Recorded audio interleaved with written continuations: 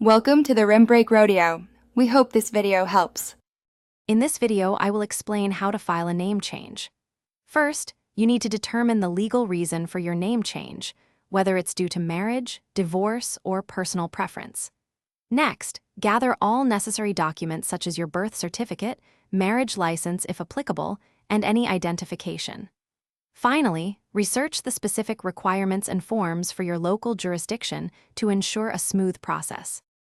Once your documents are ready, accurately complete the name change petition forms provided by your court. These forms will ask for personal details and the reason for your request.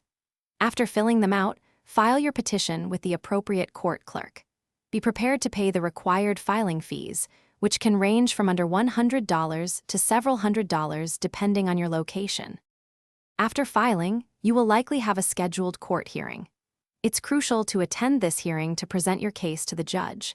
The judge will review your petition and, if everything is in order, will grant your name change. Immediately after, obtain several certified copies of the court order.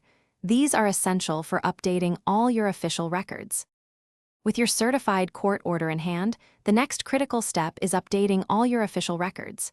Start with your Social Security card and driver's license, as these are foundational. Then, systematically inform banks, employers, schools, and other important institutions about your new legal name. This ensures all your documents reflect your updated identity.